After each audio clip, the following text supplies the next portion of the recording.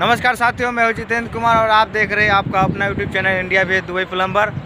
साथियों, चैनल पर नए होंगे तो प्लीज़ चैनल को सब्सक्राइब करिए और घंटे को बजा कर रखिए। साथियों, आज चलते चलते मैं 4 अंक का कोड आएगा, कोड के साथ कोई भी कमेंट करने का, कोई भी सवाल हो या किसी कंपनी की जानकारी करना हो, ठीक है ना, या किसी ट्रेड का या किसी जॉब का जानकारी करना हो तो आप कोड के साथ कमेंट करिए प्लीज़, ठीक है।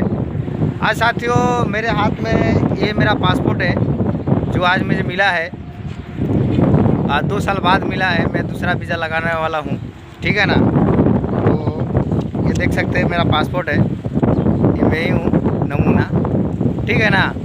और इसके साथ मैं आपको एक इन्फॉर्मेशन देने वाला हूँ, कहने वाला हूँ यह, जैसे कि अपना इंडिया, बांग्लादेश, पाकिस्तान या और भी कई कंट्री से लोग आते हैं दुबई में, अच्छा कंपनी में आना चाहते हैं, लेकिन अगर किसी कारणवश वो सप्लाई में आ जाते हैं या किसी अरबाब के पास आ जाते हैं तो आने के बाद जब मालूम होता है मालूम होता है कि यार ये तो सप्लाई है, तो फिर वो सोचते हैं कि मैं कैसे जाऊँ, ठीक है ना। तो वो जानते नहीं है कि किस हिसाब से जाना है, ठीक है ना। तो मैं इसके लिए मैं सोचा आपको बताऊँ कि अगर आप आ भी गए, एयरपोर्ट पे आ गए, दुबई एयरपोर्ट पे या दुबई के अंदर जो भी एयरपोर्ट है वहाँ पे आप आ गए, आने के बाद आपको मालूम चलता है कि यार सप्लाई है, तो आप वहीं से रिटर्न चले जाइए, मेरा ये कहना है। अगर आने के बाद भी आपको मालूम नहीं चलता, एयरपोर्ट पे आने के बाद इधर आ गए, कंपनी में आने के बाद जब मालूम चला कि यार तो सप्लाई है या अरबाब है या पासपोर्ट आपका ले लिया है वो लोग, तो आप क्या करिए। पासपोर्ट लेने का एक आसान तरीका मैं बताता हूँ। अभी हमने आया मेडिकल के लिए, मेरे हाथ में पासपोर्ट है और मेरे पीछे देख सकते हैं पूरा रंबल ही रंबल है।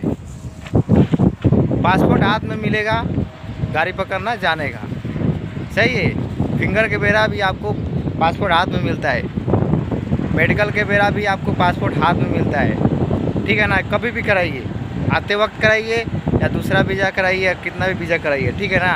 तो अभी मेरे पास पासपोर्ट है हाथ में, मैं चाहूँ तो अभी इस कंपनी से जा सकता हूँ, कोई रोक नहीं सकता हूँ, ठीक है ना।